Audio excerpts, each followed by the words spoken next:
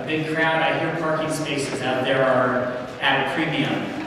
But if you don't have a space, there's lots of them over here. But everybody in here already has a space, I think, by definition. My name is Jared Orsi. I'm the current president of the board of the Theologian in Residence program. I'm very glad to welcome you here this evening and to welcome our guest speaker, Father Michael Holleran. Before we get started with tonight's event, I have a few announcements for you. One is a huge thank you to pastors, Pastor Megan and Gabby of Trinity Lutheran Church, and to all the folks at Trinity Lutheran for hosting us this evening. We're very glad to be welcomed here and glad to be back here after almost a year's audience. So thank you to Pastor Megan and Gabby. Quick financial report. TIR, I'm pleased to announce, finished in the black for the third consecutive semester. So we're working on a year and a half. And actually, you're giving yourselves a round of applause. And we really appreciate the financial support that we get from all of our fans. And we are 100% donor-supported organization. So we wouldn't be here tonight without all of you. So we're really, really grateful to all of you. And every thanks, when it comes to fundraising and development, comes with another plea. You all know how that goes, right? We give once and then we get asked again. We're looking forward to finishing this semester in the black as well. But in order to do that, we need ongoing and continuing generosity from you all. So if you're thinking of making another gift to us, or if you haven't been one in the past but would like to, we continue to welcome them. So thanks a lot to all of you. Also, I'd like to draw your attention to the evaluation forms that we've put together.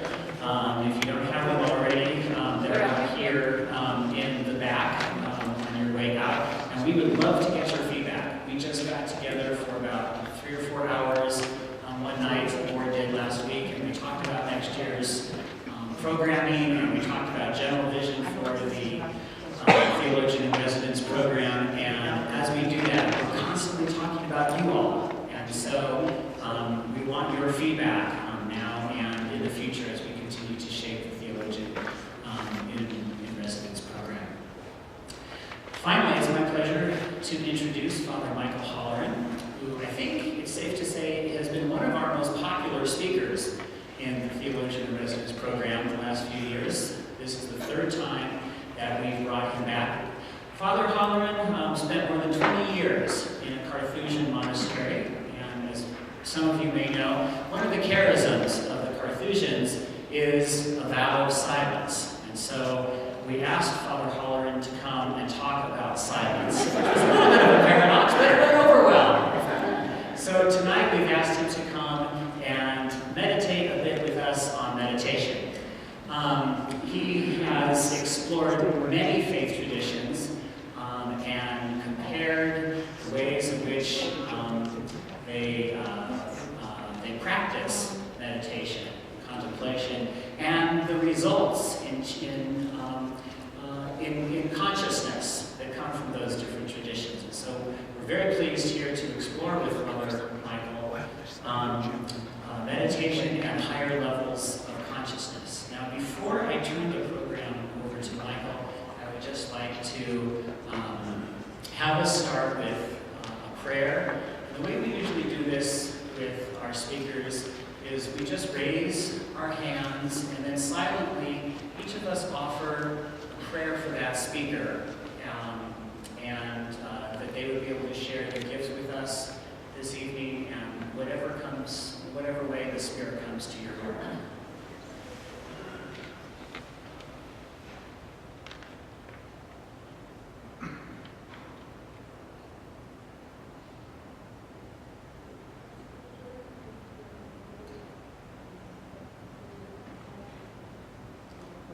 Amen.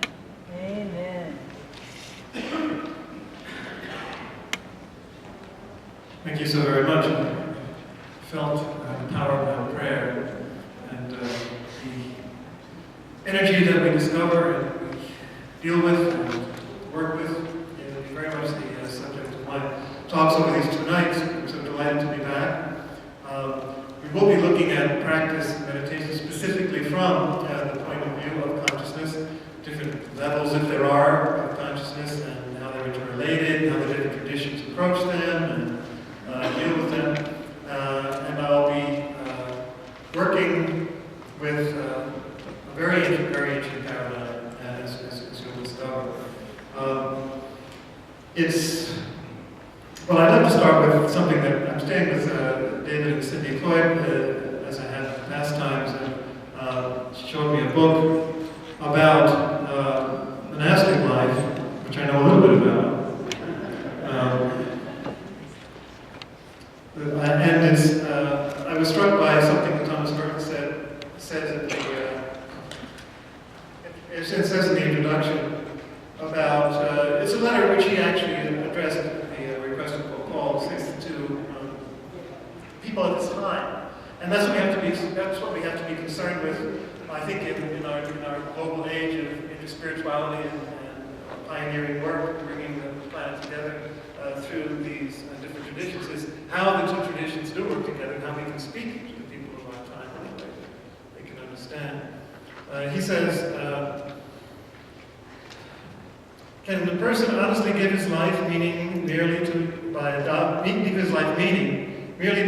a certain set of explanations which pretend to tell him why the world began, where it will end, why there is evil, what is necessary for a good life? My brother, perhaps in my solitude I have become, as it were, an explorer for you, a searcher in realms which you are not able to visit.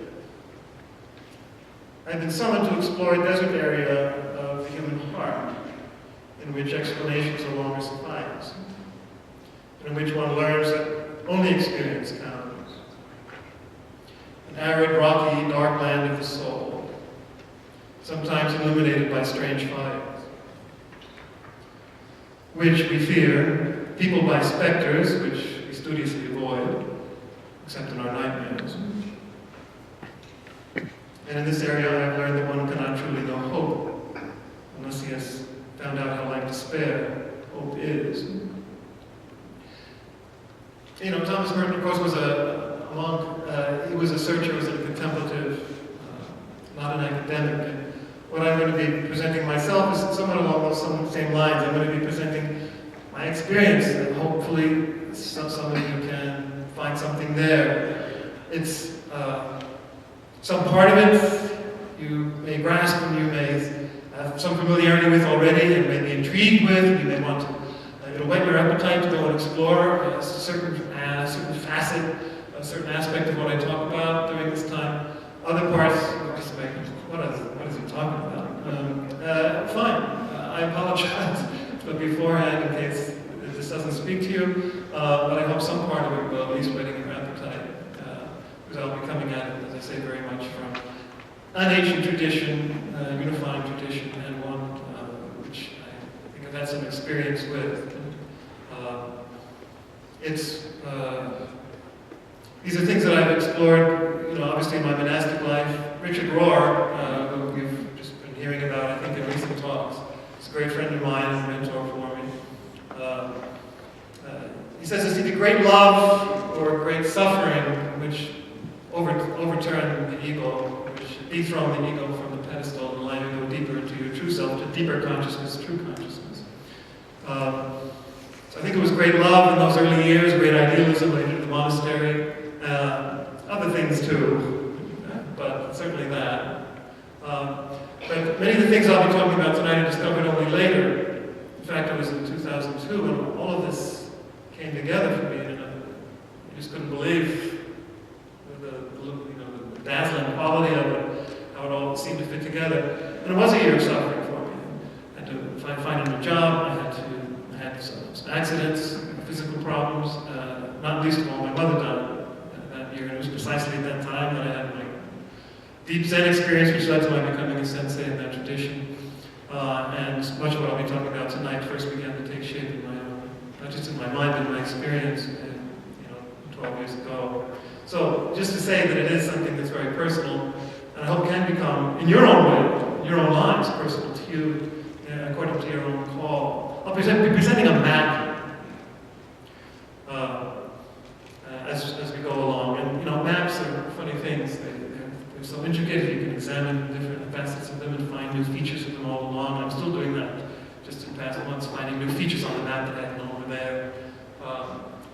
people's maps can differ a little bit from each other. That's all fine. We just explore and go on the adventure and see what we can. Not so much what we can discover, but how we can be discovered. Because we encounter consciousness, and consciousness says, way beyond our own, so that we're not in control anymore, which is the whole point of dethroning the ego. Because the ego loves to be in control. You can't get very far with that. Because guess what? You're not in control. In case you didn't realize. Well, just a few words about consciousness to whet your appetite on that subject.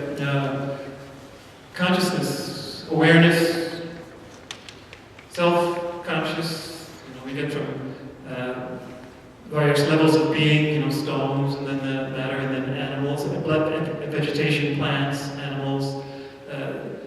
We speak especially about animals being conscious, as many philosophers spoke about that, a kind of consciousness, then self-consciousness, self-awareness of human beings, which is the great gift and the great plague, the great challenge to deal with. And then, levels, angelic consciousness, which we'll be talking about as well, divine, obviously. This is the great scale of being. I know you've been speaking, you've been hearing about Ken Wilber also. He has criticisms of that, and many of which are quite justified in terms of not dealing with the dynamic quality of life and history, not dealing with the psychological aspects. Well, I'm going to be including all that, hopefully, as we go along.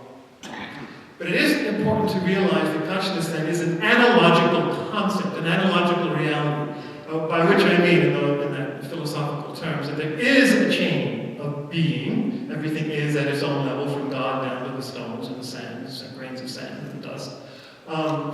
Everything, according to the medieval philosophy, everything is good insofar as it is, which is a great optimistic view of the beauty and wonder of being.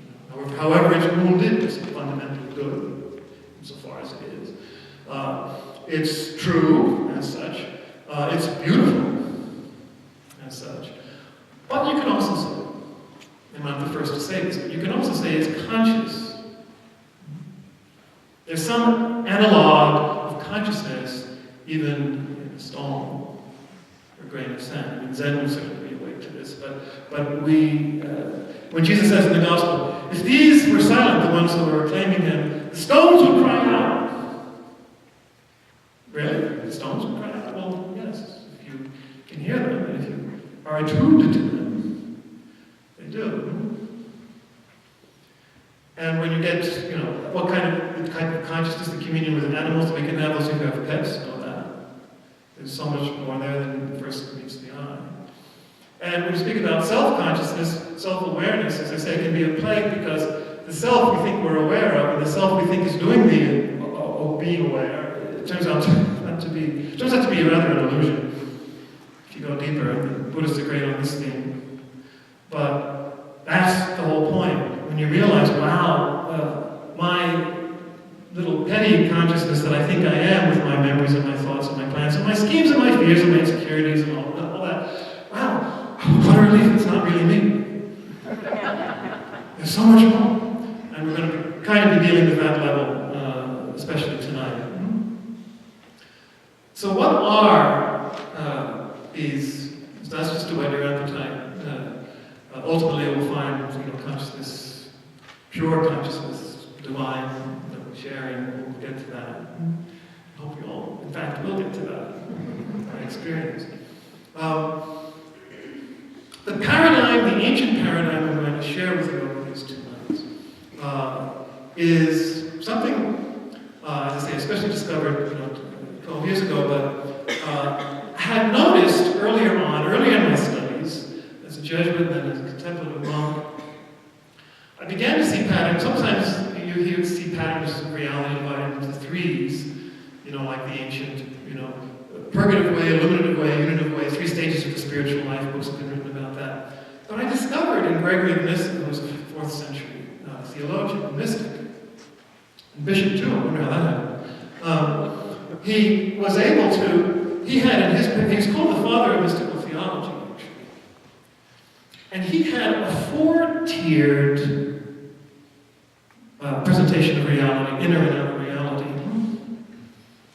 And I said, well, I wonder where does he get that? And it was, you know, a basic, you know, earthly regular reality, and then you had a level of contemplation, as he calls it, theoria physike, which in Greek was a contemplation of nature, a contemplation of the mysteries of the world. Symbolic, you know, elemental, the level, if you like, ultimately of soul, of our embodied consciousness. But then he had the third level, which he called, you know, a spiritual level of, you know, almost like angelic consciousness, a higher spiritual level. And then he had, you know, a divine level. So he said, where did he get this division into four? And you saw it in the ones who one who preceded him. Origen was the great theologian of the 3rd century, the scriptural mystic. He also had a fourfold division, actually, of scripture. And I'm going to be giving you handouts on this later. You can see all these collated all next to each other. But he had, you know, so there's the basic earthly, what he called the literal interpretation of scripture. Then you had that symbolic second level, that soul level, that kind of incipient mystical level, which you call the allegorical level, where everything is symbolic, everything that's outside also has an inside dimension as a symbol for our interior life. And then the higher spiritual life, which you call the moral level, and then what he called the anagogical level, which is the fulfillment of the kingdom of God, the divine level. And these were actually the different levels of scripture. For 1800 years, the church interpreted the scripture according to those four senses, and you probably never heard of them. But 1800 years, that was the way it was done. So we had a fourfold division there. You can see it, for example, on the great theme of the temple. It says, praise God in his holy temple, right at the entrance here. So the fundamental theme of the temple which goes through. So there's like the temple of nature, the temple of creation. Then the temple of Jerusalem, which is symbolic also of the universe. The different levels of the temple are symbolic of the different levels of the universe, and also different levels of the inner life, different levels of the soul. And then applied to your own self as a temple, which St. Paul says, you're a temple of the Holy Spirit. The temple of the church, and ultimately the temple of the New Jerusalem, where there is no temple, it says, because we're all a temple, and the whole universe is a temple, etc. So that's an example of what I mean, the different interweavings of that same theme. Where does it come from? Well, if you look who taught Origen, his fellow pupil was Plotinus, the great Neoplatonic philosopher, again. And he had a fourfold thing as well. The little earthly level, then the level of the world soul, he called it. This level of soul and nature. Then the third level, the more spiritual levels, he called nous, or mind. And then he called the one, and we're all one. So he had the four too. Where did they get it? It was the teacher in Alexandria, in Egypt, where Philo the Jew and the Neoplatonic Jews had their thought. And that's the key. The Alexandrian Jews. Philo the Jew was a contemporary of Jesus, actually. It's the Kabbalah, what we call later in medieval times the Kabbalah. The Jewish mystical tradition had that fourfold division. It was called originally Merkaba mysticism. It was from the vision of Ezekiel, the first chapter of Ezekiel, which describes this heavenly vision of the cherubim, and the chariots, and the wheels, and the spirit, and all these things, all this incredibly fantastic allegorical stuff. And that's where you get the four animals, which St. John used in the Apocalypse. Remember that? The bull, the human face, the eagle, and the lion. And we've applied that to the four evangelists. It's not the original meaning. It's applied to the levels of reality, the different levels of consciousness, the different levels of the mystical life. And then also applied by Gregory the Great, who wrote wrote a treatise on Ezekiel 1, the only one ever found in the Fathers of the Church. Where did he get it? He got it from the Jewish mystical tradition, but he didn't give it credit. Why not? If you're father of the church, you don't give the Jews credit. At least that's what I think. But none of the fathers of the church, St. Ambrose, oh my God, he was using this all over the place. And then again, I didn't ever say we saw him credit anybody. And these are doctors of the church, East and West. And they all seem to be plugging into this tradition without really giving it credit. But he's the only one who wrote a treatise on Ezekiel 1. And he's the one who popularized seeing the different animals as different levels of Christ's own life, who was born in the incarnation with the bull. Or sacrificed as a bull and born as a human, obviously, and was resurrected as a lion and rose and ascended into heaven as an eagle. And that comes closer to following the pattern that we are going to follow as well in our own journey. And we'll come on and speak more about that. So you have the four animals. You have the four elements: earth, water, air, and fire, according to the ancient tradition. And those are the four levels. You have other qualities of four that come in. Yes, that original vision of Ezekiel speaks about the chariot, precisely is called chariot mysticism or common mysticism, going up into the heavens, then sitting on the throne, and then God above the throne. So they had this fourfold division, and that's the pattern I'd like to use to explore your consciousness with you.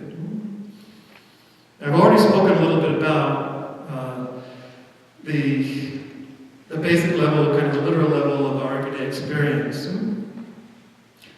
It's literal level of scripture, if you like, and the earthly level.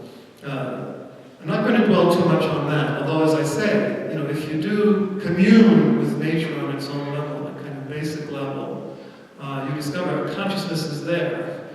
And it's connected to higher consciousnesses too, as we'll see. But kind of an original level. Trees have an amazing consciousness. Consciousness is attached to them. Anyone who's done shamanic journeys and that kind of thing, which I really haven't as such, can tell you this. I've also done international interfaith work with nature practitioners from Africa. And these are healers who go out into the garden and commune with the plants, the healing herbs. The herbs tell them how to be used, how they should be used, and for which people as they come in. So if you're attuned to these levels of consciousness, there are also what we call elementals. Do you ever notice people have gnomes in their gardens? Why do you think? Where does that come from? It's just quaint? No, gnomes are elementals of earth. They're earth consciousness, they're earth spirits. And I don't think anybody who has gnomes in their garden knows this. But that's why they put gnomes, as a protection for their garden. They're earth spirits, elementals. Paracelsus in the 15th century is one who started naming them. And if you think this is way out of non-Christianity, do you know that the elemental of fire, which is called a salamander? I don't know exactly why, because salamanders you think are in the water, but it's the elementals of fire. When I visited France and saw the chateau on the Loire, where Francis I in the late 15th century was magnificent king of France, the whole palace, on the walls and on the ceiling, had salamanders. Because he knew this tradition. His element was fire, the great conqueror, the great hero. So this is part of consciousness, and we don't have it anymore. Wind beings, by the way, from the word for wave, or water spirits, what the Greeks call naiads. Dryads are more like the gnomes, tree spirits. And then you have the sylphs, which are air spirits. This probably sounds really weird to you. But I'm just saying that there are levels of spiritual consciousness already on that natural level, before we even get to the level of what we're calling inner work of soul, which is what I'd really like to talk about tonight. In fact, that second level of soul, connections of soul, our soul, the heaven and earth coming together in the human person, this embodied consciousness and the soul work that we're called to do, that element of water, that element of heart and soul, that human face among the four animals. This, if you like, specifically makes us human because it's spirit and matter brought together, if you want to speak in those terms. That's what I want to talk about today, and the different ways the different spiritual traditions have used to access, and transform, and harmonize and heal that level of consciousness. Because when you're dealing with our spirit in the body, and you can see it coming from above or below, by the way, the descent of the divine spirit down in the incarnation of our own, but also from below, just as there's Christology from above, the incarnation of the Word, and Christology from below, that the sprout from the seed of David, from the stump of David. So also, if you can look at it this way, our human, where we're coming from, provenance, is billions of years of Darwinian evolution, when we have all these powerful, primitive energies in us, sexuality, aggression, all this stuff. That's what we're called to be conscious of and transform that consciousness of, to harmonize and heal and enlarge and connect. Because ultimately what consciousness is about, what spiritual practice is about, is the liberation and transformation of the human person, the liberation and transformation of consciousness, if you will.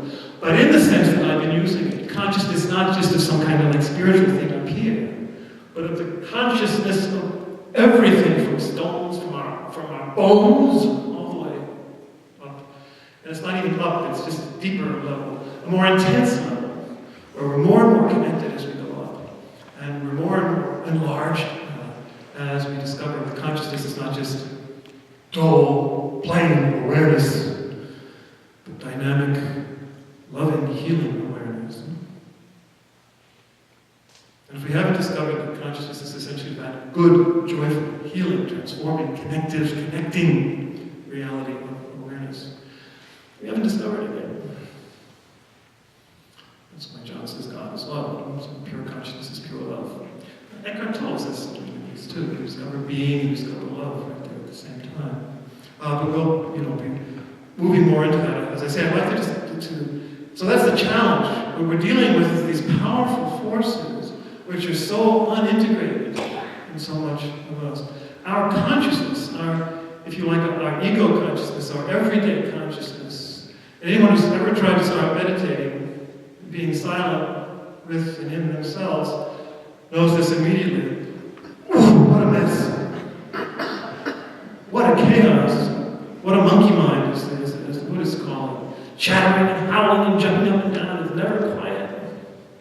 The mind and the body, all these traumas that we have, all these fears and complexes that we've brought in. This is the level of soul level of Freud and Jung, and as well as psychotherapy can help us in this task.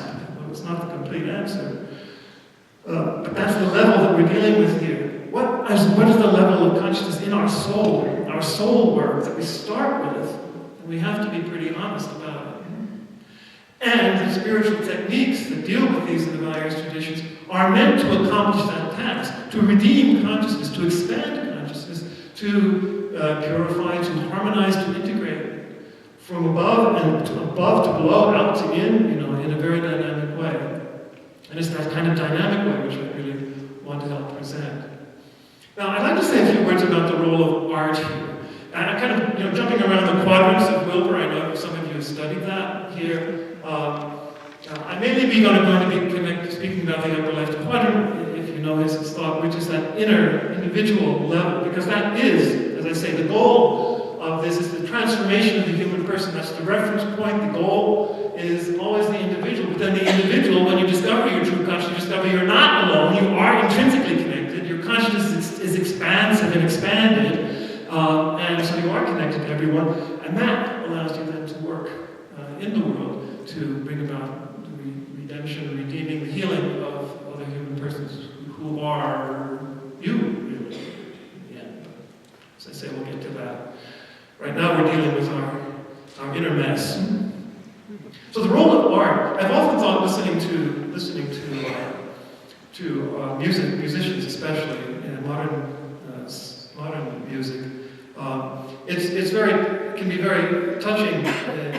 In many ways, people are pouring out their hearts, but sometimes you have the feeling that there's kind of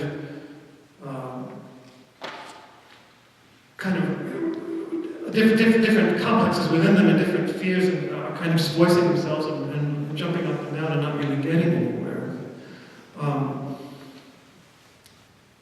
But it's a movement anyway. I think there are different styles of music, different styles of literature which can go deeper in an effort to connect with other levels of reality, connect with other people. It can be already a way of healing and a way of meeting others, meeting God, etc. But it's dicey.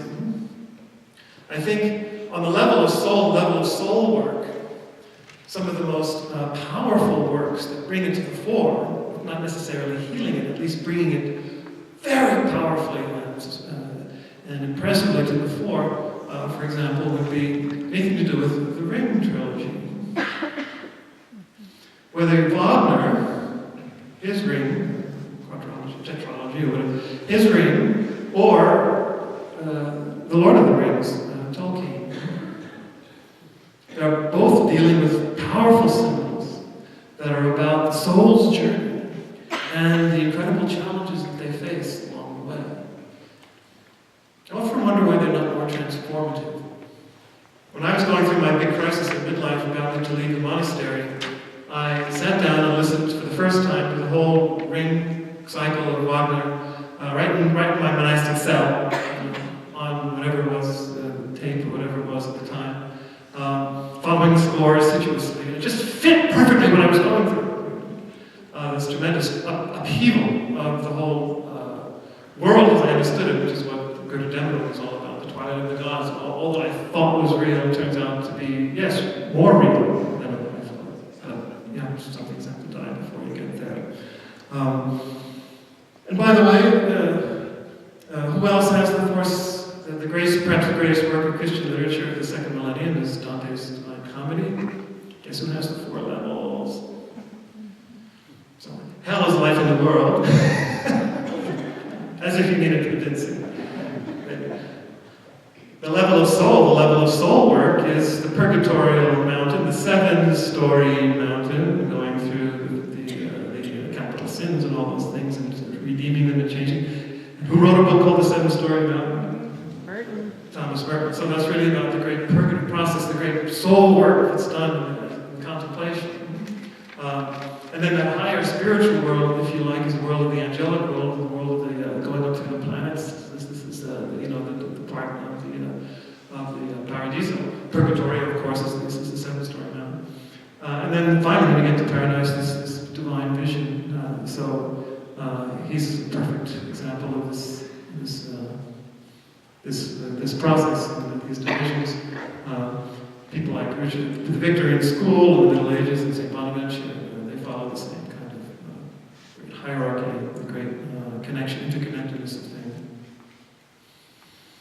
So, what do we do? The level of Christian meditation, I say the level that most fits here is Ignatian spirituality, in which you use the imagination, use the powers of the soul on that level to begin to work with that inner world through meditation on the life of Christ, and the death of Christ, etc. I'd perhaps say that would be the Christian corresponding precisely to this level. We're going to talk about the 3rd and 4th level on Thursday, but this second level of work, the soul work, that might be the... And of course, you can use other types of meditation too to work with that, but that's what I'd say works directly with it. However, I'd say what I found for myself to be the system, the way of seeing, I call it new spiritual anthropology, for dealing with these different, what I would call energy centers in our soul, in our soul-body complex, or just the chakra system. So the chakra system, from yoga, dealing with these different energy centers and learning how to heal them through energy healing, expand them, purify them, connect them, integrate them, is like a great network of like lighting up a Christmas tree with ever brighter lights. This I have found to be very, very powerful. My own yoga teacher, who was raised Hindu and Christian in the Philippines, he had pranic healing instruction, different ways you can use the energies to help purify and address the various issues. He had pranic psychotherapy and various physical things as well. How many of you are familiar at all with the chakra system? Probably a good number of you, right? So you don't need too much convincing.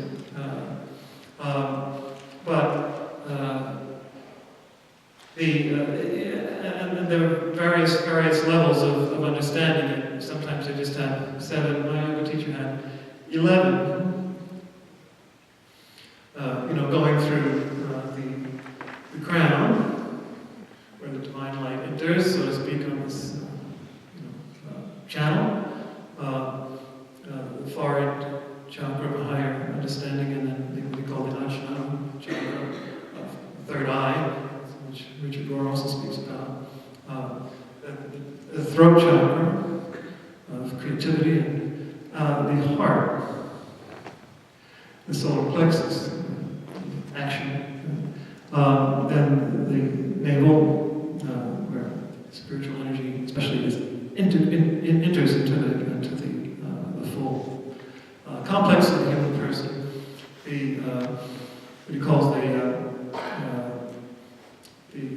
main chakra, and behind that, the spleen, so really down into the gut here, and the sex chakra, and then the base chakra at the bottom. So we have 11. And various exercises. You can study this, you can pursue it as I did for 8 years with my yoga teacher. Different exercises to help open up and to integrate, to do the soul work in this very powerful way. One that's readily available, and he gives what's called the Twin Hearts meditation. I recommend you looking up the website. It's called pranichealingusa.org.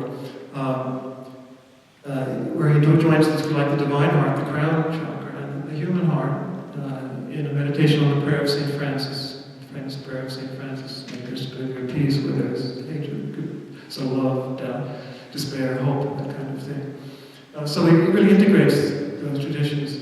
Another thing that he has, that's wonderful, which I use every day, is taking the petitions of the Our Father and collating them with the chakras. And I use that every day myself. It's a book called The Universal Kabbalistic Meditation on the Lord's Prayer. It's not in print. Not in print. I'm going to address that in a minute. So he goes to Our Father, who art in heaven, hallowed be thy name. Thy kingdom come, thy will be done on earth as it is in heaven. Give us this day our daily bread, and forgive us our trespasses, as we forgive those who trespass against us. And lead us not into temptation, but deliver us from evil. And notice what he called it, the universal and Kabbalistic meditation on the Lord's Prayer. And this is where I come back to the Kabbalah, which I say is kind of like the fundamental paradigm I'm going to be giving on this level of soul. The tree of life in the Kabbalistic tradition has energy centers as well, on all the different levels, as we'll see in a moment. But in the human person, the top one is actually called Keter, which is crown, exactly the same name as the Hindu system. What I think is happening here is that people, through their various traditions and in various ways, whether it's through Ezekiel or through the Hindu system, they discover these things, which are part, or simply our human nature. They're entirely neutral. They're simply given, and they learn how to work with them within each particular system. But then you can collate these, what they call the sephirot, these energy centers in the Kabbalah, with the chakra system. Each one of those can be collated.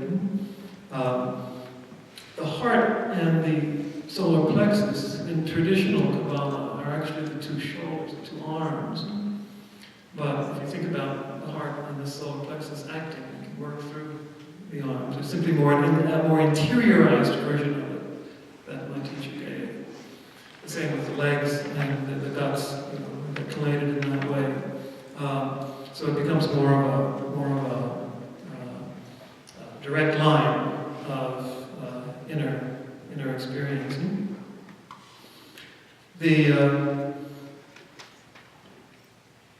One of the things I could perhaps point out now is that this chakra system forms a direct line with here and here and here, crosses, lines across. One thing that's pointed out is that the Russian cross with the 3 tiers on it, the straight line with the 3, is actually a Sephirotic tree. It's actually a chakra system. It's a Sephirotic tree. It's that tradition, that Kabbalistic tradition coming through our Christian tradition without our even knowing it. It's pretty persuasive, as you'll see when I get out the handout momentarily. That it's not just the letters I-N-R-I and the cross beam of the cross and then the footrest. And even the slant, if you know a Russian cross, has a slant for that 3rd level, which different way depending on which chakra is being emphasized, which energy center is being emphasized. It's really amazing. And miters and crowns, by the way, in tradition, are simply a way of focusing spiritual energy into the crown of the person's head. The crown that we all have, the crown chakra, the crown sephira. So the mitre is actually there to focus spiritual energy. I don't know how effective it is, I hope it is. But we're all supposed to be doing that. But you see, this is the kind of like the hidden inner meaning that has been lost for these great symbols. And then there are exercises that you can do in these various traditions. But what I would want to emphasize here especially is that in both, you have coming down as the spiritual energy from above, and then an assuming of it, a taking up of that energy and bringing it back up again. And that coming down, the dance of creation, the dance of life, of divine energy, and then taking up, transforming and embracing and loving and harmonizing all the earthly energies that were there and bringing it back up again. That's the whole meaning of life. It's the whole meaning of creation. It's what it's all about. It's the meaning of the liturgy, by the way, too. We're talking about that. It's what we mean in Christianity by the Paschal mystery. Christ coming down into our world, entering into the dark depths, death in the tomb, taking his own body right back up again. This really shows you the importance of the resurrection of the body. Nothing is left behind, it's all taken up. And bringing it back up to be called the ascension. We already spoke about the different phases of the Christ life in the 4 animals a second ago. Well, here's the dynamic aspect of it. It is dynamic. And it's a whole dance. It's what one of the fathers of the church called the cosmic liturgy. The whole process is that divine energy and creation and redemption is coming down. It's assuming all that has been lost and scattered and saves and redeems and transforms. Whatever the language is, I mean, it's the same thing in Hinduism. And bringing it back up again. For Hinduism, you know what it's called? It's called Kundalini. Kundalini is this, the divine energy comes down and awakens at the base chakra, all the hidden power which envisioned as a serpent. And then it rises up again and comes up to, back up to God. The serpent in that way, that serpent on the tree of life represents that. It's the devil in the sense that it's something that's really dangerous and hard to integrate and problematic. But the energy itself should not be demonized. It's something which actually is to be tamed, made friends with. You know, and all our fairy tales, not to mention, if you saw the Desolation of Spell, you know, and all that, you have the dragon in the cave, guarding the treasure. Well, what do you think that means? You have a dragon in the cave, which is guarding the treasure of your true identity, and you got to go down into the cave and wrestle with the dragon. Not slay the dragon. That was the mistake we made in the West. We have to kill the dragon as if you could, as if you would want to. All that powerful energy, you're just going to kill it? You can't. Don't pretend you can. That's why in the East, I just mentioned Hinduism with the serpent. The dragon is the symbol of enlightenment and integration. The 4 elements, it swims through the water and flies through the air and breathes fire and is made of earth. It's a symbol of wisdom, symbol of integration, a symbol of the success of the spiritual life. And Jesus himself compared himself to the serpent. Remember? Gospel of John. Just as Moses lifted up the serpent in the wilderness on the stick, on the wooden pole, so must the Son of Man be lifted up. So the goal is to reintegrate that serpent energy on the pole, the tree of life, the cross. See how they fit together? The cross and the tree of life, the 3 crossbars. It just dazzles your mind when you see how all this stuff fits together. You know, it speaks in the same way, about the same things. And something Joseph Campbell mentioned too in the hero's journey, that you encounter the dragon, and when you thought to find a monster, you find, yourself. You find a treasure. That's one of the great secrets of doing soul work. That your shadow, as Carl Jung calls it, all this hidden dark stuff which you're ashamed of or afraid of, actually is welcomed and forgiven, embraced, loved, transformed, integrated. To make you a powerful personality that radiates light and love in the world. You can't do it if you're only working with one part of yourself, from the head up, thinking your will or your intellect instead of your whole self. So that's the reason it's so important.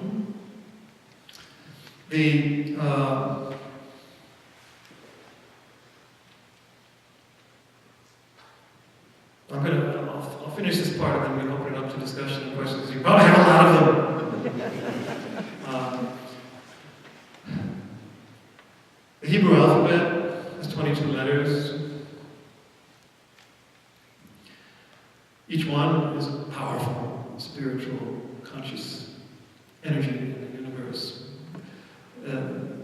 Dealing with the scripture and the Torah, the Jewish mystics say that, the letters themselves create the letters of themselves, are part of the structure of the universe.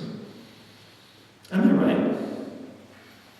I can recommend a book for you, a simple, actual, accessible book with practical exercises on the letters of the Hebrew alphabet. And you'll be encountering powerful cosmic spiritual energies if you do that. My point in raising it here is that there are 22 of them. And they all, taken together, represent the spiritual journey and are helps, powerful helps on that spiritual journey. 11 down, and 11 up. 22. The chakras in the Sephiroth down, 11. The chakras in the Sephiroth up, 22. It's the whole journey of life, encapsulated in 22 easy steps. Or not so easy steps. Because it'll take you years and years and years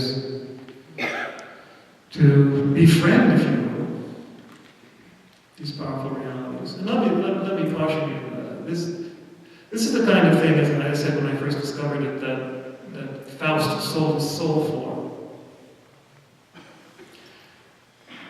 And if you go at it trying to grab it, who's doing that? Your petty little ego, and so you're going to get destroyed.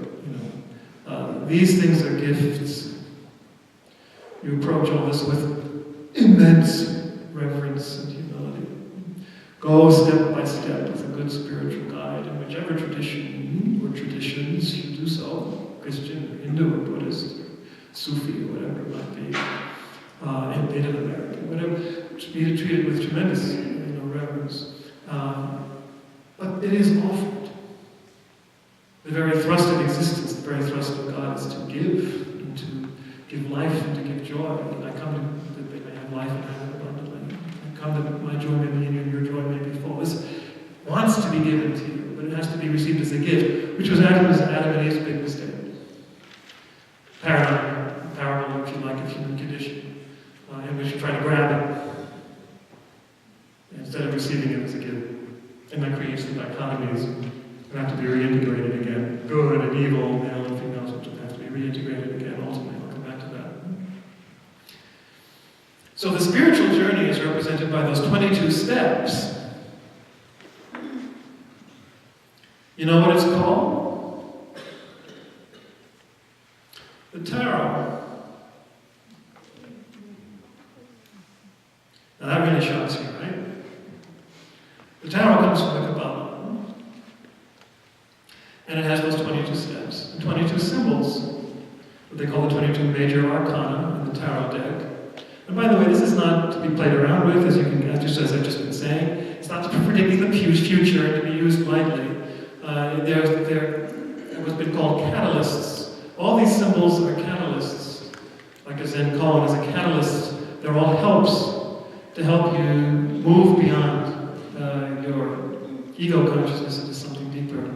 They're powerful, radiant spiritual energy sources which you can connect to and bring you into an expanded and enriched, purified consciousness, like the 22 letters. So the 22 arcana, major arcana.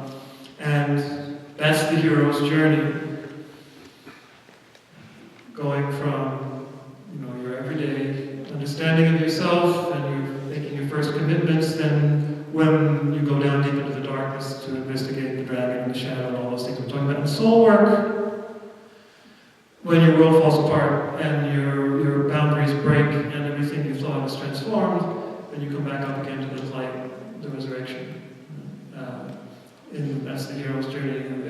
What Jung calls the hero's journey, the night sea journey, the night sea journey. Powerful imagery, archetypal imagery, level of symbol here in soul to describe that.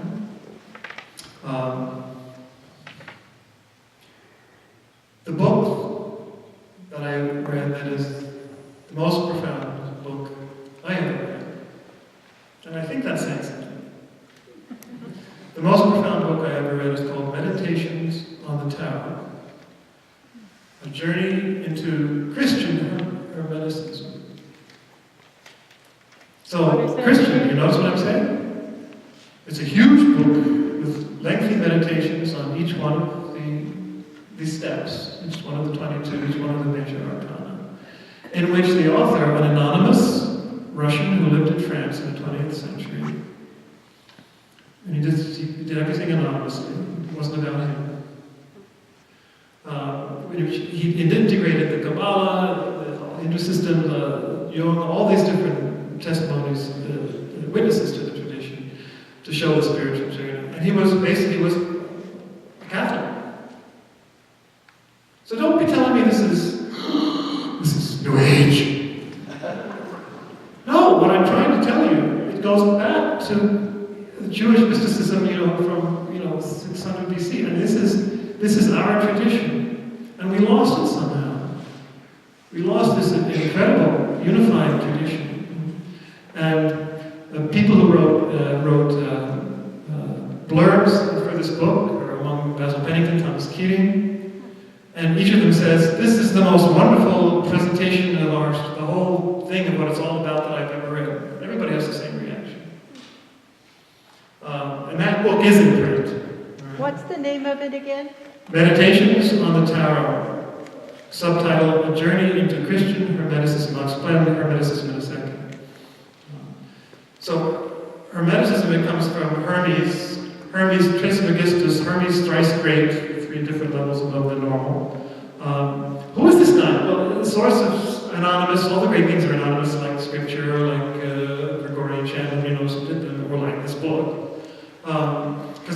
more than an individual. But someone who wrote this treatise, on these basic realities, like the microcosm and the macrocosm, the inner and outer, above and below, are all the same. They're all connected.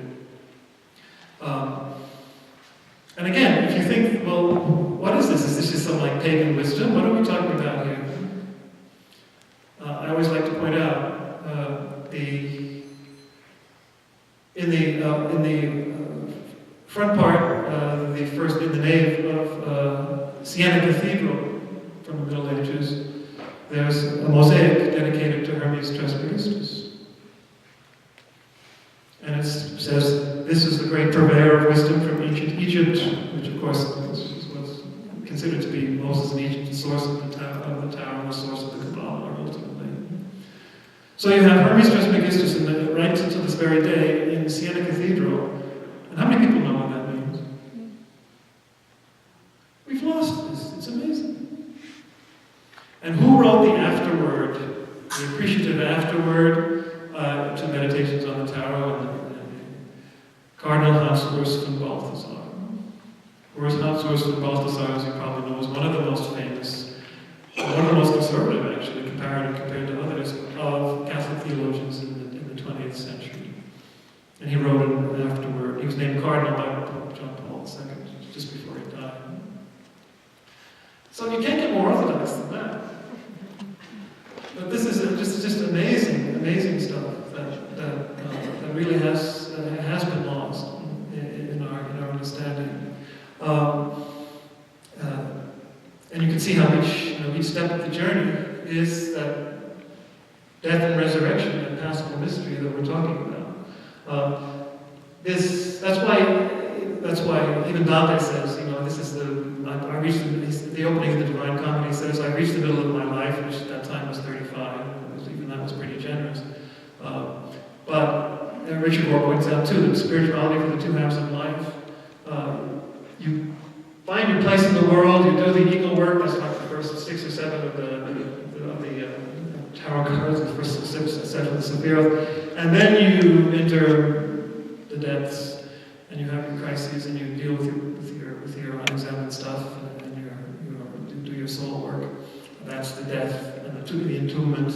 And by the way, the very bottom card, it goes all the way down there, is death. The 13th card in the tower is death. That's that ultimate point where you've got to die to your old self. And so many things that you thought you were, to rise to your new self. It's the letter Mem in the alphabet, which is the first letter of the word for death in Hebrew. Who knew? No coincidence there. Amazing correspondences you find. So that's the journey. That's the shape of the journey. And whether you do it through, the Kabbalistic meditations, or the chakra meditations, or Ignatian meditations, or Carl Jung, or art, or however you do it, these various ways that you can use, that's the work that has to be done. You have to deal with all that stuff you're afraid to look at. That's the second half of life. What Richard Rohr's wonderful book recently called Falling Upward. That's a very important title. Falling Upward. To go up, you gotta go down. Which is what Jesus meant when he said, if you humble yourself, you'll be exalted. If you exalt yourself, you'll be humbled. You've gotta go down first. You've gotta die first in order to rise. You've gotta go down into the depths, into the darkness in order to find light. You've gotta go down to where you're weak in order to find true strength. It's when I'm weak that I'm strong, as St. Paul discovered to his amazement and horror, perhaps. To his delight, really, in the end.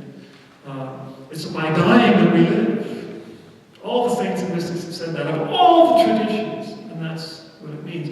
But this gives you actually a map, a practical way of going step by step in these various traditions to do it. And what happens is that it is purified, it is opened up.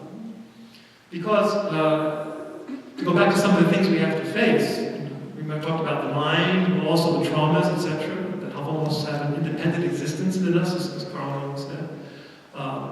What Eckhart Tolle calls the pain body. If you've read his work, it's a very eloquent way of saying it. The pain body, where we just carry all this pain in us that is so unresolved, and then we pass it on. Pain that is not transformed is transmitted, as Richard Rohr says. If you don't transform your pain, you'll transmit it. And cycle after cycle, generation after generation, all the same stuff goes on in the family, one generation after another, unresolved. How often do we see that? Because people haven't done their soul work. They haven't been shown how. They haven't even been shown that war is possible, that there are more than that, that they're more than all that. It's just the first level of dealing with the soul. We're going to be talking a lot about, the spirits and the energy source and energy centers that we encounter in the angelic world on Thursday night. But say something about the negative ones here. And this I could give a whole talk on, or a whole series of lectures on.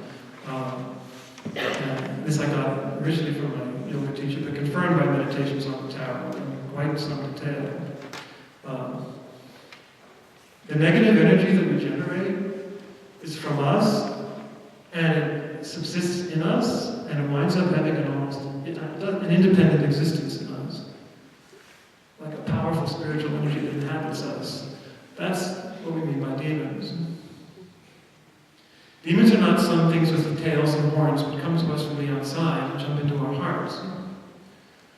As both these teachers affirm in no uncertain terms, we generate them. We make them. And they then possess us. But we created them to as they enslave us. Anytime you see this kind of thing happening, where negative energies are pushing us to do these things, and these habits that we have, it really is literally possession in a sense, by the stuff that we have created.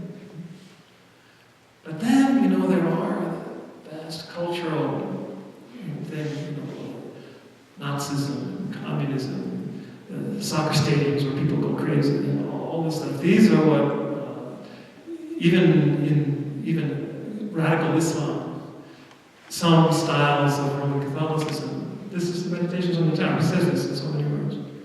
These are huge negative energies that he calls egregores. It's a word meaning awake. These powerful consciousnesses that are way beyond the individual, and they inhabit us too. Most of us are just victims, dupes.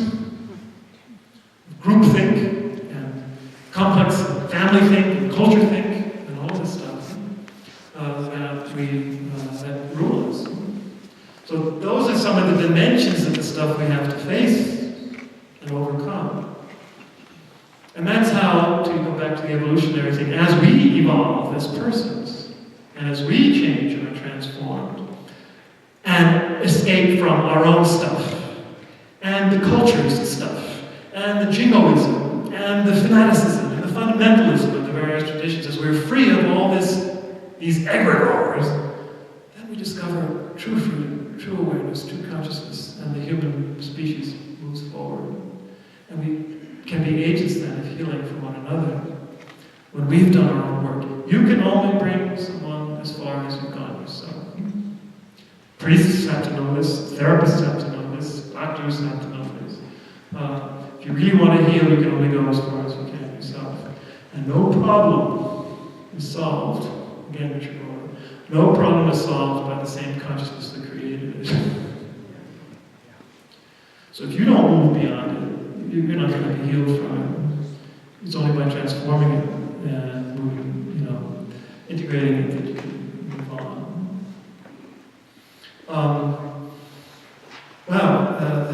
You're probably dazed by all this stuff. Trying to show you how these various systems, can be superimposed on each other to understand them better. By the way, I think speaking about this is the level of heart. So I'm going to do one more system presentation, and then I'm going to get some questions, and then towards the end, maybe 15 minutes before the end, I'm going to do the handout and just explain a little bit about that, to orient us for Thursday. On the level of Christ's humanity, if you want to speak on that level, the Ignatian meditation approaches, what we're trying to approximate here, through its own power in us, let's make no mistake, the most powerful spiritual energy is Jesus Christ, and all all the different levels that we've been talking about. Here on the level of heart, that's what we're trying to approximate here, the Sacred Heart of Jesus. Am I traditional enough for you? The Sacred Heart, the Immaculate Heart of Mary, if you will. That's what we're talking about, the transformation of heart, so that we can say with St. Paul, it's no longer I, that little ego of mine, that live, but Christ consciousness who lives in me. And that has many levels we'll be talking about on Thursday as well, but this is the level of heart. The transformation of the soul and the heart. So that the heart is kind of, if you like, the center of our humanity, as all the traditions wind up saying. The specifically human, if you like, part of us, which above and below me, is, you can say, is the heart. The energy is actually, as both Zen Buddhism and Hinduism point out, it's the energy is stored in the hara, the navel chakra. That's where all the energy is stored. But the heart is really the center that you emanate from, and that emanates from you, emanates from God. In the terms of Mahayana Buddhism, the Bodhisattva, the great, what we call a spiritual power, call it an angel if you will, within the system is Avalokiteshvara, the Bodhisattva of compassion. That's the grand patron of all this second level that we're talking about, the transformation. So popular in the schools, all the schools of Buddhism.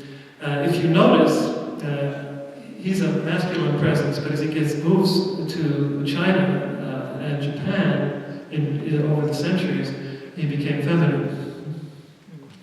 Kuan Yin in China and Kannon in Japan, the goddess of compassion. You can find them, in every house. I remember visiting China, and we visited this peasant's house, this is the ordinary working person's house, and there it was, Kuan Yin. I think Mao Zedong was there too, but the main thing was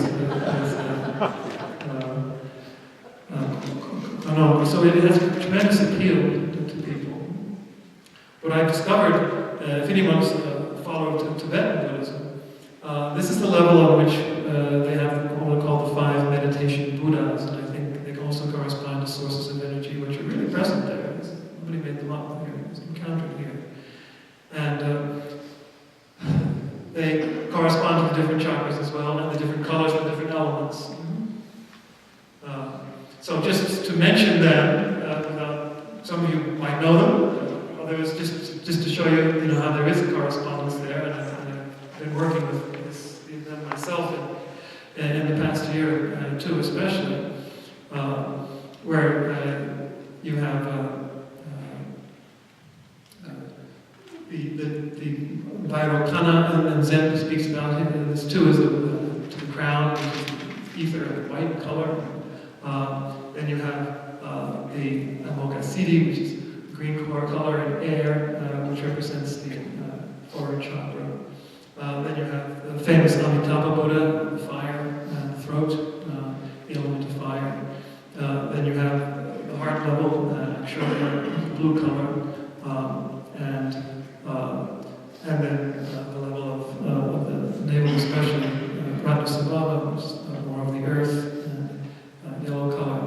If you know Tibetan prayer flags, if you've ever seen them, when I went to Tibet, I saw them all over the place. Not Tibet, I was in northern India, to Nepal. I saw them all over the place. The 5 colors of these 5 Dhyana Buddhas are what make the Tibetan prayer flags. They just one long succession of these 5 colors to show that this is on this level of soul in the Tibetan Mahayana school, invoking these powerful presences on those levels of chakras and the elements of the earth and the colors. Is how they do it.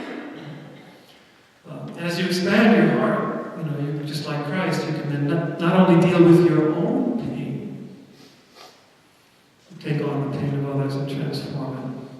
If you know Tonglen meditation in the Tibetan tradition, that's exactly what they do. Take on other people's suffering and pain into their own, and by the energy they received as a gift, they transform it then. Transform it into light. Who else does that?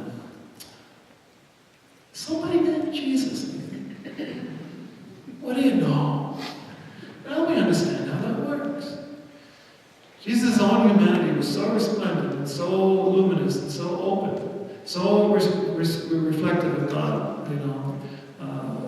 that it could take on everybody's pain, heal, take on everybody's sin, which is exactly what we say he did on the cross, going down into the depths, taking on everybody's sin, and not just his own, he can have me, but, so he's taking on, as we eventually are called to do, to take on and heal, bring on healing to everyone, as we grow in this powerful love and powerful integration and radiance, divine radiance, we can take on others' pain and transform that.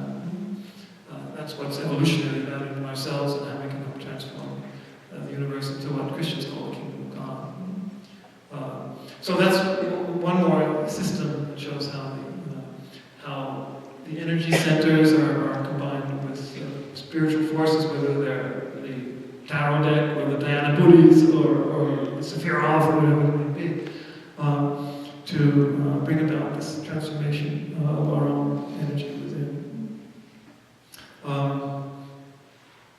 And you really do encounter these powerful forces. And all these ones are, let's make no mistake, forces for good. Apart from all these self-generated demons that I've been talking about, all these forces are benevolent because being is good. And all these angelic, what we call angelic powers, are good. I'll speak a little bit more about another aspect of that on Thursday. But remember, the negative energy is generated by us. That's the second level of soul, and the kinds of meditation, the kinds of techniques, the kind of tradition, the ancient tradition going all the way back through the Tao to the Jewish mystical tradition, which then came into Christianity, as I've been narrating, through all these fathers of the church who didn't reveal their sources, that kind of thing, to come down to us today. If we just dig it up, we got to go down in there and dig up these treasures. I think it's really important to discover something like Hermeticism, Hermetic tradition, which transcends and integrates so many of these traditions, all these traditions really, and helps us then to find a global spirituality, in which you can see kind of the same dynamic of everything being included, inner and outer, above and below, all connected, all integrated, and the more connected, integrated we are, the more conscious we are, the more free we are, the more mature we are. All the traditions speak in those terms. And from within each one, and from within many others at the same time, as I've done, and as many have done, use many of them. If you respect the integrity and the dignity and the beauty of each one, they can live together. They certainly do up there. All these forces, we can help them. We can live together down here with them. So, reactions, questions, comments. I know you're probably dazed. Hope I haven't killed you. No, I hope I have. And rise again. Do I have to wait for the last day to rise again? What's the last day? I don't know. Now is it? Eternity is now. All the traditions remind us, that, including Christianity, that eternity, the kingdom of God is present now. The divine consciousness, which lives in an eternal now, can become more and more present as we are brought more and more into it through these various stages. So that the more we wake up to the now, again, that's Eckhart Tolle's great theme too, the more we live the eternal now, the more we live eternal love, the more we live eternal life, the more we live eternal joy. So it's just a matter of, as the Buddhists say very well, waking up! You already have it. You're a beggar sitting on a pile of gold, or to use the dragon's image before, you already have the dragon within you in the cave guarding the gold, and you just got to go down there and deal with it. So anytime you want. But yes, it takes a while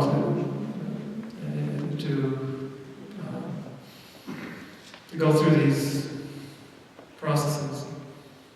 I've been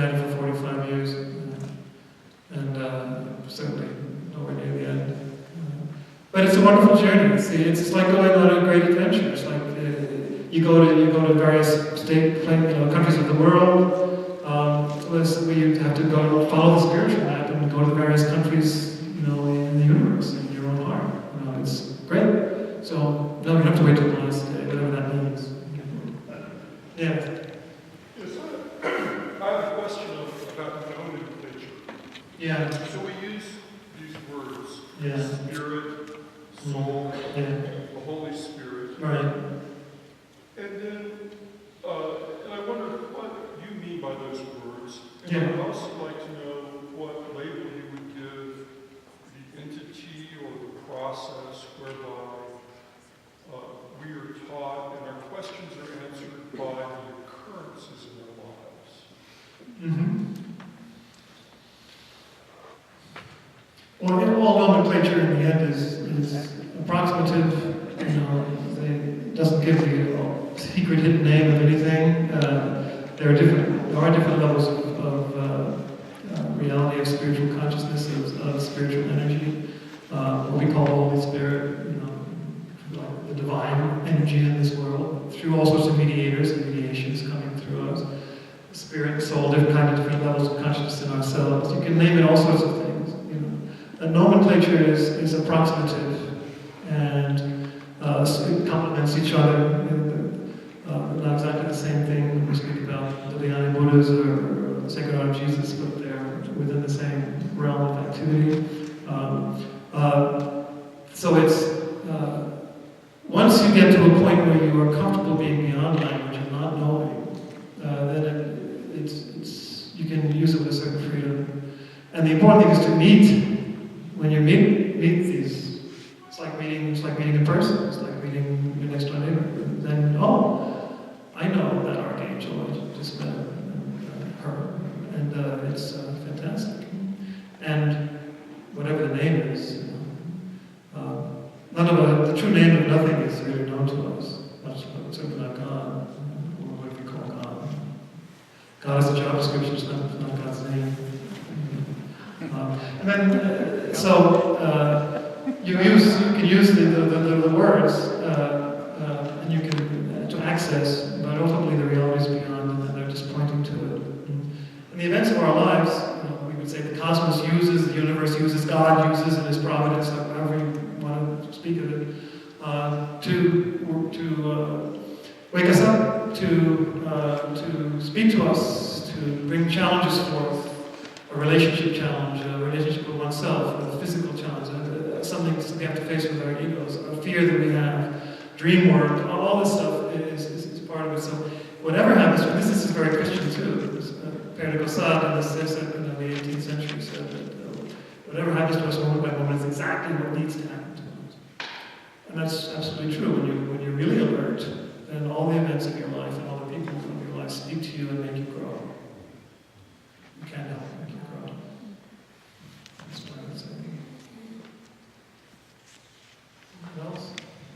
Yes. I'm interested in looking at the spiritual side of the Ignatius violence again. Is there a particular author or do you recommend approaching them without a mentor or guide? No.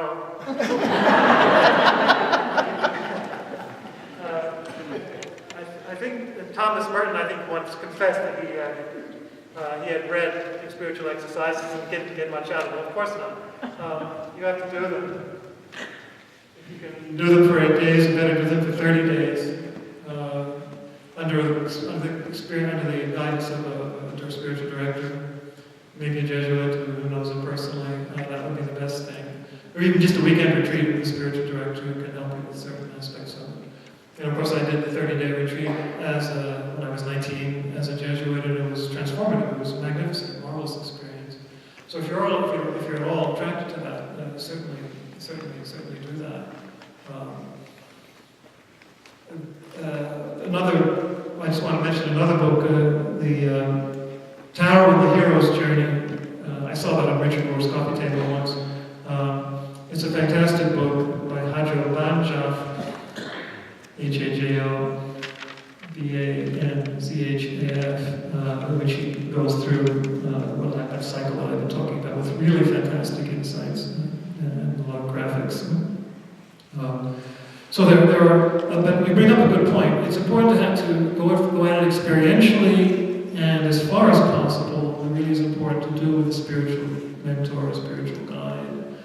Otherwise, you fall off into all sorts. You fall off into real new age stuff that can be dangerous. And if you don't know what you're doing, you can get burned. And if you need some psychotherapy to help you get through some stuff too, which normally does happen. That's one of the main points that Wilbur makes, isn't it? That this kind of spiritual tradition has often neglected the psychological element. When I gave my talk on monastic life that Jared was referring to, I pointed this out too. In practice of monastic life, the life experience does not address the psychological issues, and therefore there's a complete blockage of spiritual progress, a major blockage of spiritual progress. So it's important to be able to find the wisdom and the techniques, spiritual and psychological, to help unblock the impasse, the obstacles. Yes, anyone else? Yes. I was curious about your vow of silence and how that fit in your. Well, the only way you can begin to be aware on any kind of deeper level is to shut the hell up. Try to be quiet and then discover, as I said earlier, that you can't.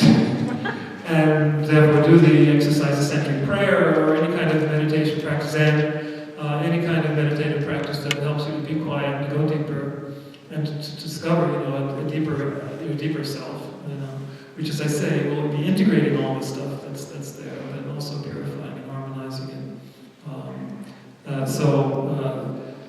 Unless you learn to be quiet interiorly, exterior silence can be a help. Normally it's essential in the beginning at some point. But unless you can find inner silence, you're not going to get very far. Because you just won't be awake enough, aware enough, conscious enough to become more conscious.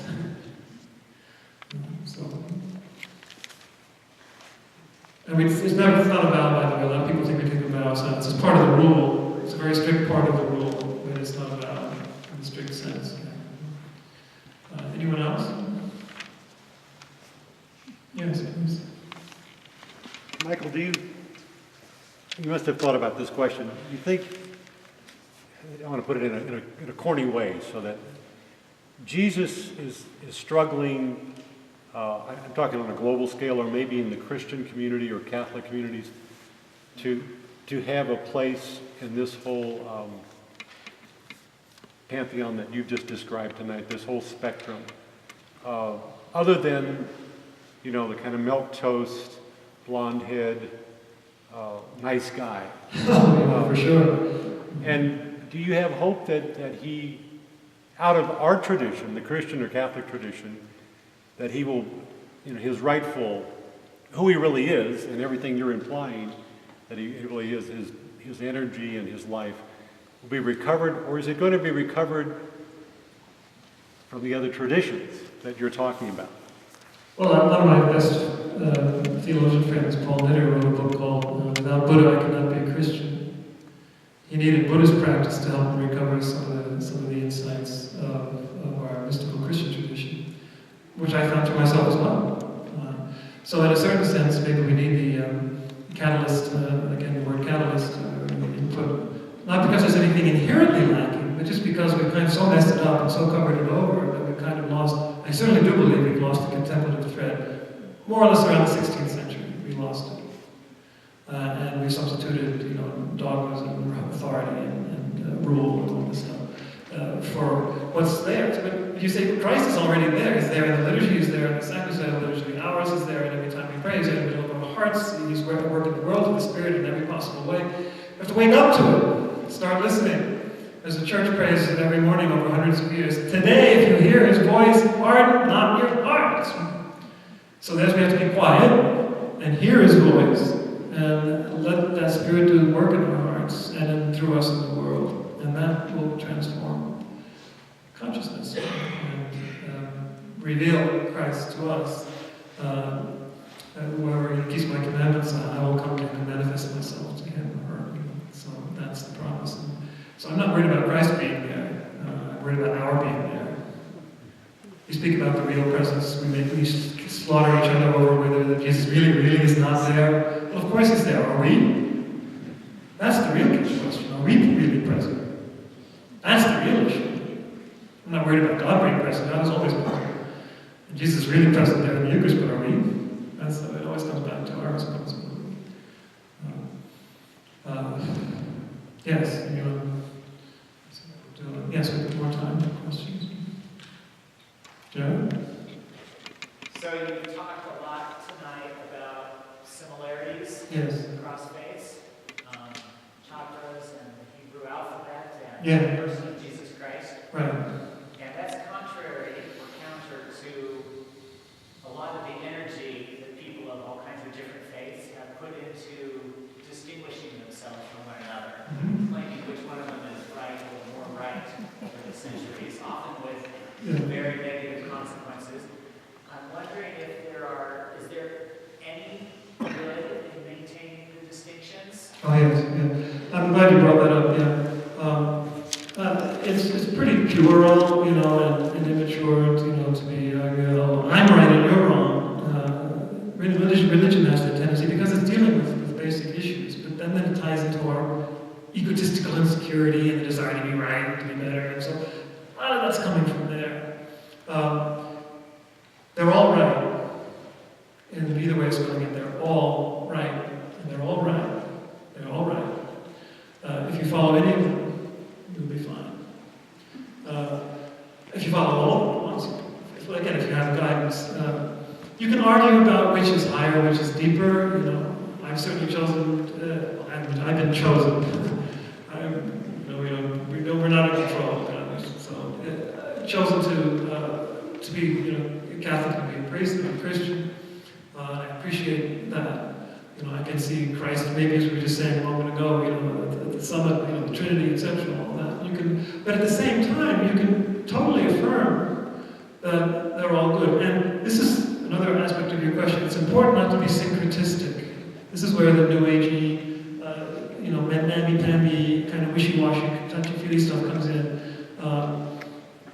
You can't just put these together indiscriminately. You have to respect, as I said earlier, the integrity and wholeness and depth and beauty of each tradition. And if you go into it and respect it on its own level, with its own system and its own rules and its own journey, and you'll be enriched by that. But you can't just indiscriminately take one symbol from one and another, and you have to be very careful. And yes, in the global future, we are not, I repeat, not going to lose these distinctions. We're going to keep each one of these precious threads, each one of these vast, beautiful, ancient traditions. Each one is going to grow in importance, not diminish. But the way they'll do that is by learning to live with each other, welcome one another, understand one another, nurture and help one another to flourish, not be threatened by one another. And to speak in Christian terms, if we believe that Christ really is the King of the universe, well, don't we think, to speak in Christian terms, that Christ is working through all these different times with His Spirit? How could He not be? It's almost heresy to say that He's not. Oh, Jesus is just right here in my little church, and that He can't be working out there with those people. Really? How narrow is that? How blasphemous is that about the heart of Christ that embraces the whole universe? You don't even believe it yourself. How can you require other people to believe it? So, that's the secret then, to maintain the integrity and the beauty of each tradition, which we're not going to lose, even as we go forward, especially as we go forward. But not stop fighting with each other. That's just immature. Recognize when some fear or defensiveness comes up, it's your issue, it's your soul work. Let the truth radiate in its own. It doesn't need you to defend it. It needs you to discover it. or let it discover you and transform you. That's the challenge.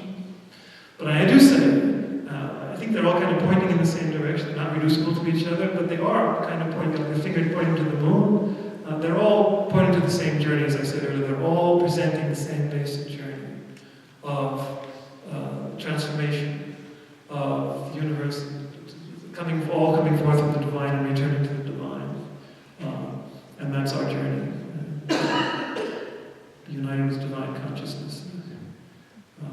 And we'll speak about some of the language of that as we speak about the higher, third and fourth on Thursday. Some of the language that's used for that in the various traditions. It's interesting to compare them. Yes? Do you feel that a tradition is necessary for a direct experience of divine consciousness? Yeah, that's a very good point.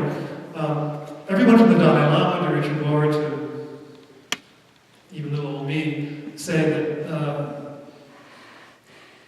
most of the time, there are exceptions like Eckhart Tolle, for example, but most of the time you need to be really rooted in a tradition to start out.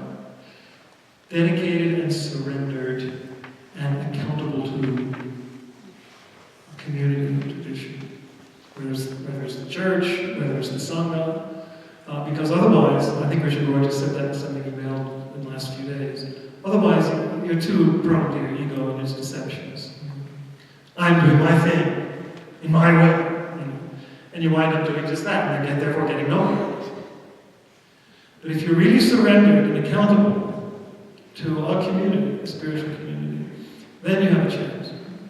You'll have a guide, you'll have a support, as well as a good, be rooted in a tradition that can really help you and give you a trajectory to follow. So, yeah, and I think even Joseph Campbell says that at one point. He kind of regretted it. He said he didn't really have it, wasn't rooted in any one tradition. But for people to really grow, you do need to be. You can't just be doing your own thing indiscriminately and following your whim. That is not only dangerous, but just fruitless. Yeah. So you talked about these beautiful and intrinsic energies, positive energies. Yes. From above, the lows. Mm-hmm. And then we have all of these negative energies. Yes, I guess. Creating dissonance. Yeah.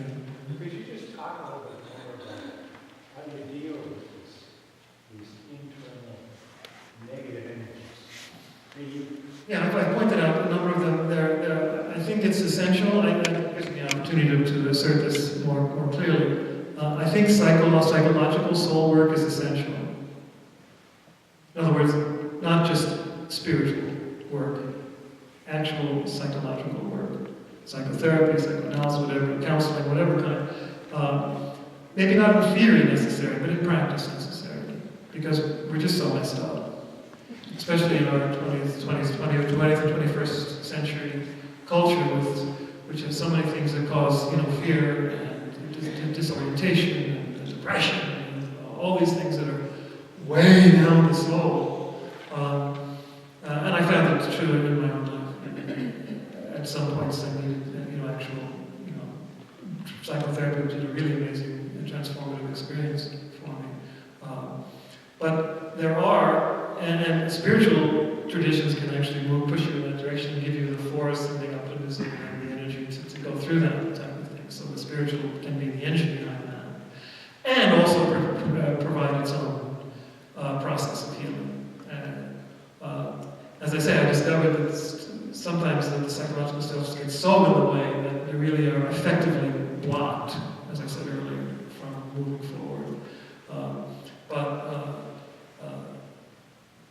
One of the reasons I've emphasized some of these other traditions is because they actually give very practical, powerful ways, perhaps more so than we have in the Western traditions, of dealing with these issues, dealing with these energies in us, giving us a clearer view of how we're constructed and how things get blocked and what can be done about it. And then, when we've done that, then we can go to the liturgy, for example, and really be transformed, really get it. I'm talking about that. Yeah, Yeah, I'd like to kind of piggyback on the last two questions and see if you can validate this thought.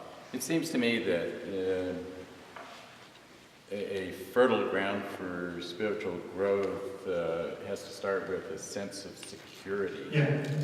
And as a monk, you kind of lived under that That's true. umbrella Yes. of security.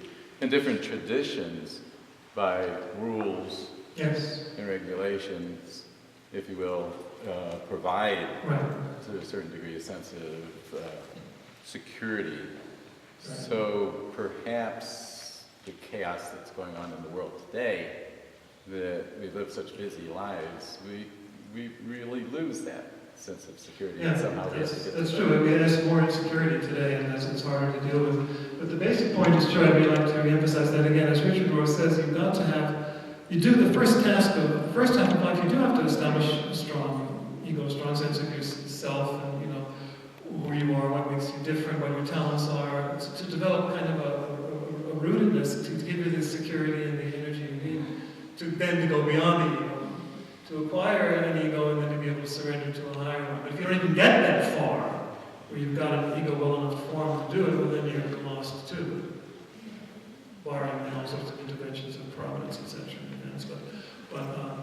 But you do need to have kind of what Rohr calls the container. Something you can put the experience in, that can hold it without falling apart.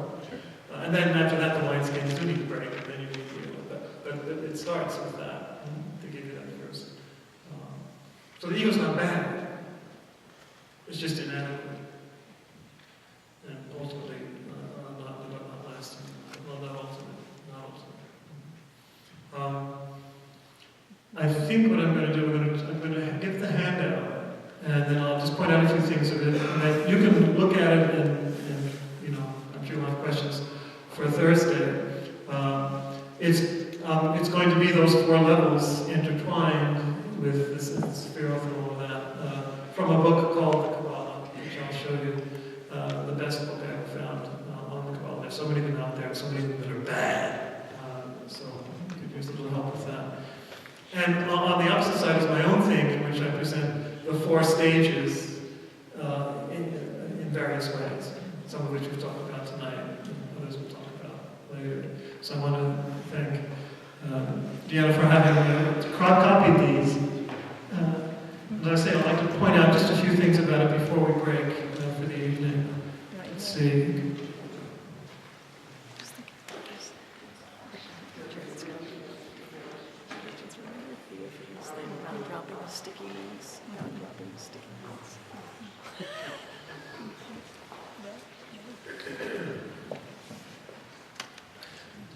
As you get it, one of the things you'll notice right away is that there's just one interconnectedness. That's the beauty of the Sephirotic tree, of the Kabbalistic system, is that these four levels are enchained, interconnected in each other, like links on a chain, and they overlap each other. That's a really beautiful aspect of it. So that I like to call this a cosmic DNA. If you look at it, it doesn't look like a DNA strand, like a double helix. So I find this on a spiritual level to be a cosmic spiritual DNA of the whole universe. The four levels have names according to the Kabbalistic tradition. The top one is emanation, or azaluth, in white. And the second one down is Beria, or the creation, the first chapter of Genesis, and that's the angelic world in sky blue. Then you go down to what we're talking about tonight, the heart level of violet or purple, which is called Yetzirah, or formation. This is Genesis 2, the formation of man and woman in the Garden of Eden. And then the level of action, or the world, level of world, which is red. So you can see how they interlock.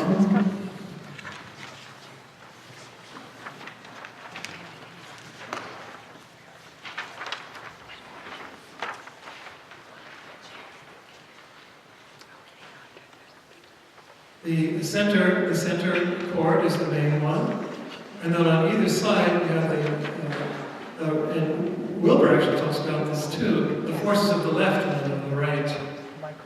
It's a little confusing. I actually was speaking with a very prominent Kabbalistic rabbi recently, and even he admitted still being confused how this exactly works.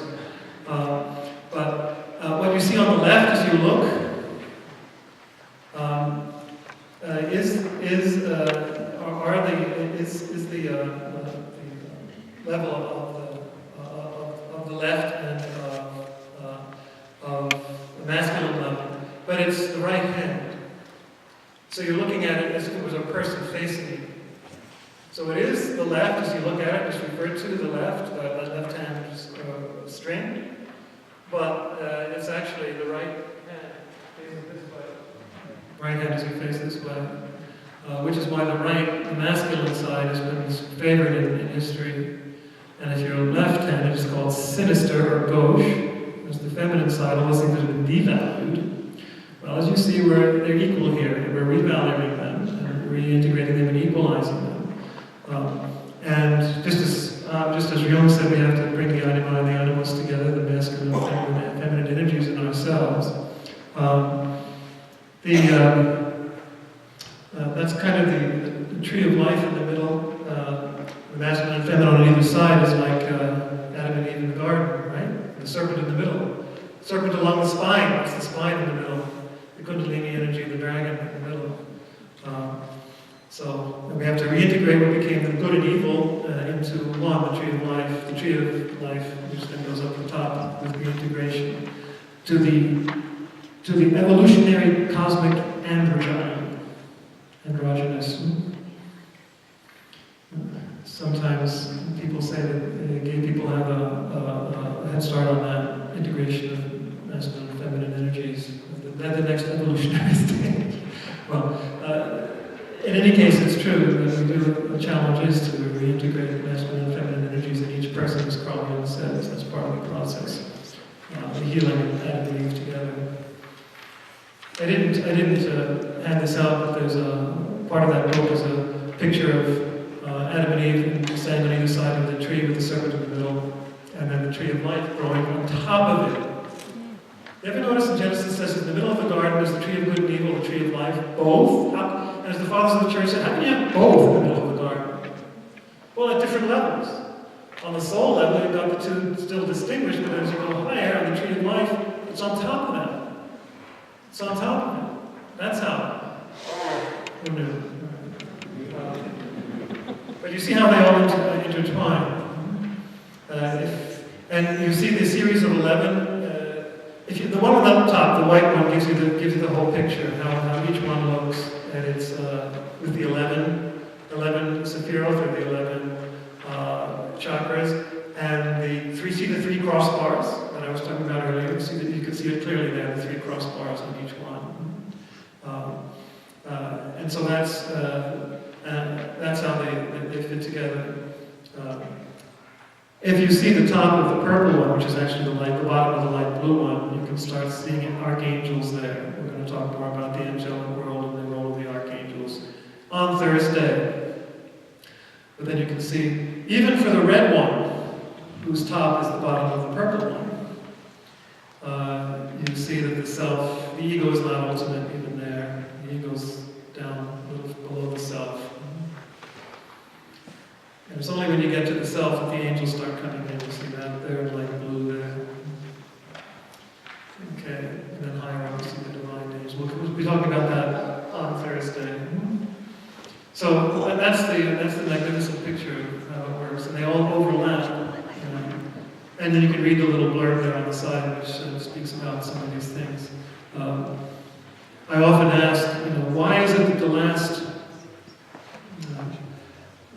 how many, 15, at least chapters of the book of Exodus is a description of the temple.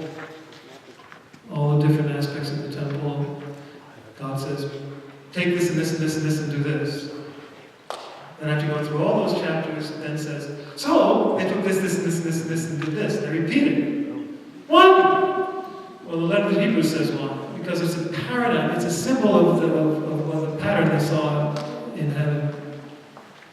So the temple on this level is a reflection of the temple on the higher level, and I spoke about that already at the beginning, the different levels of temple. And we'll say a little bit more about that on Thursday too.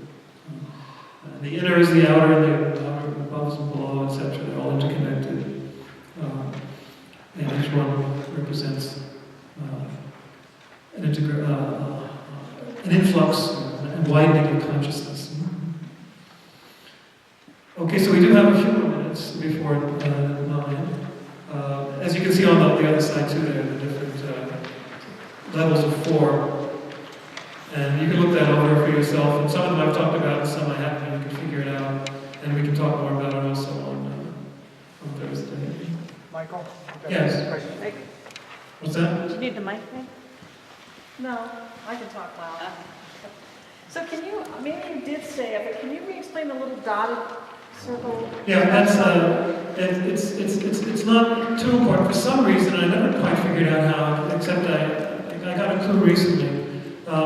In the Kabbalistic tradition, that da'af, which is knowledge, by the way, it's wisdom, understanding, knowledge, are the first 3. Wisdom, understanding, and knowledge are the first 3 of the chakras. The sephiroth below the crown, which are, of course, the first 3 gifts of the Holy Spirit. No coincidence. There's no coincidence there.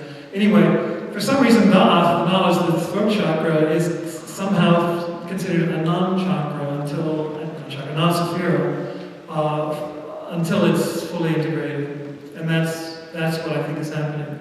Only when you've integrated that does it actually begin functioning. That's the most I come up with. I've never really read an explanation why that is. That's why it's only dotted there. But you see, it's not repeated on the way down. Yes. Michael, can you tell me, where is the Shekinah here? Shekinah, yeah, a good question. The Shekinah is actually the very bottom of if you can actually see it there. It's the center of the whole thing. It's the very bottom of the white one. Bottom of The very bottom of the white. The very bottom of the white, where it says Adonai. Another pattern, which is on the cover of the book.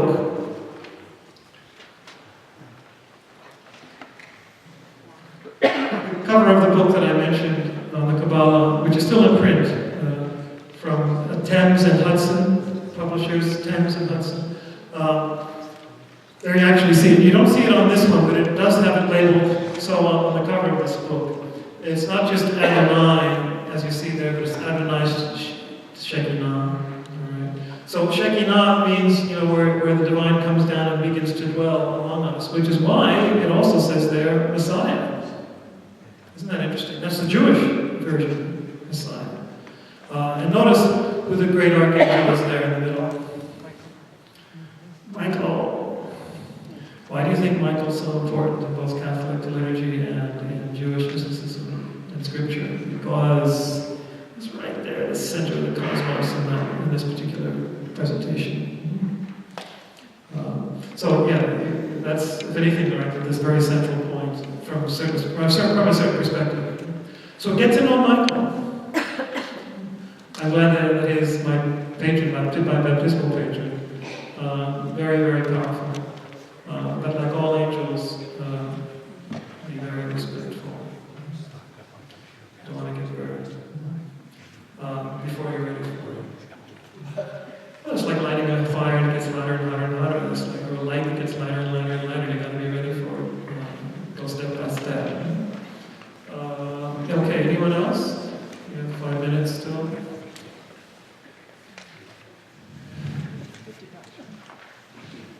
Sure. I know you're saying upper and lower and Yeah. having. So I just want to ask you to address that a little bit. Yeah, The old Hebrew cosmology and all that, and then my question is in relationship, for example, to you mentioned Richard Rohr a number of times, talking so much about a non-dualistic system. Yeah. Oh, well, Thursday I'm going to be dealing a lot with non-dualism as our ultimate goal in all traditions, non-duality. I won't speak too much more about it right now, but non-duality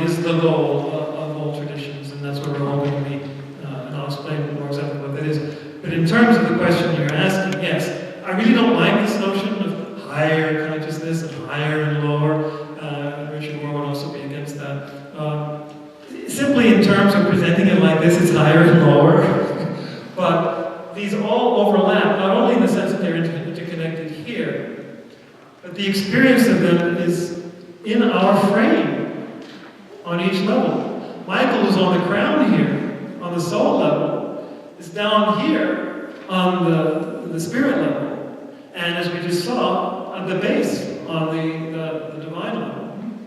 But we experience it all in here. All these things overlap directly. They're like one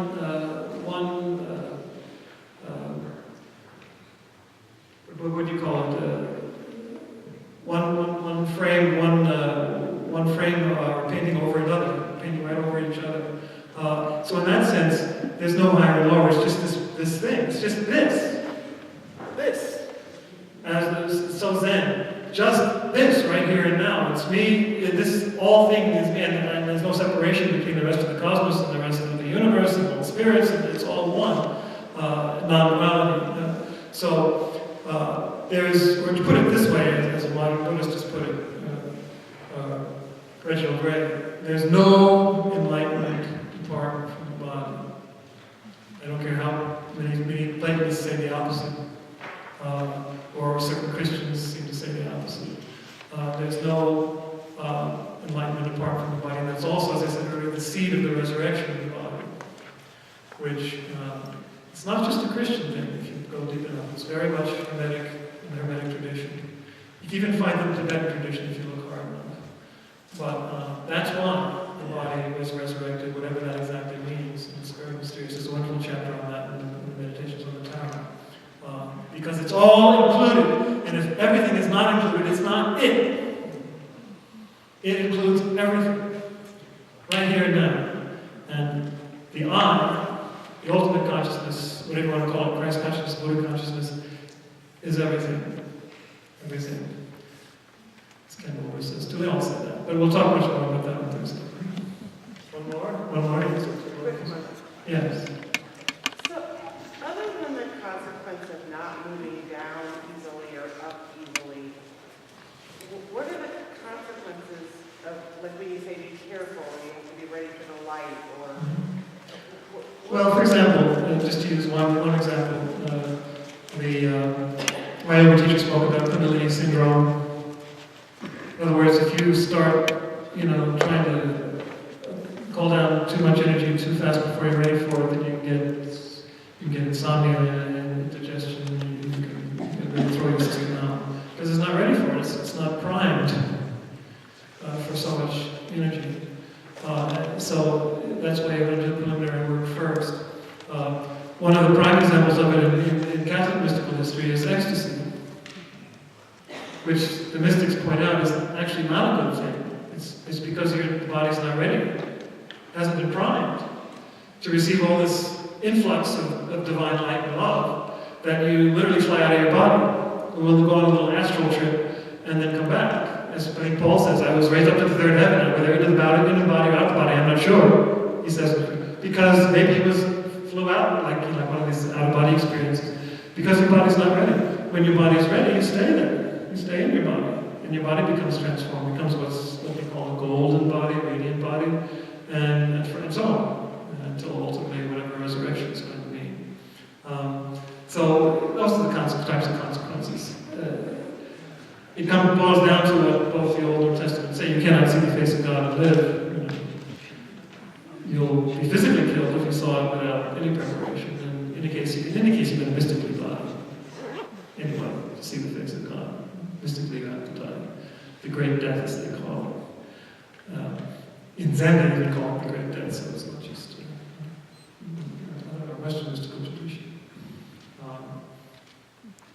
Okay, well, yes? I just wanted to invite all of you to continue this conversation with us next Thursday, day after tomorrow, same time, same place.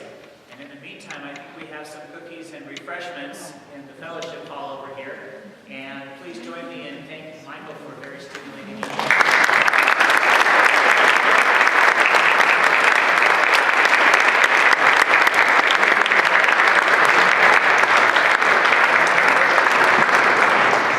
I anticipate my presentation will be quite as long on Thursday, and I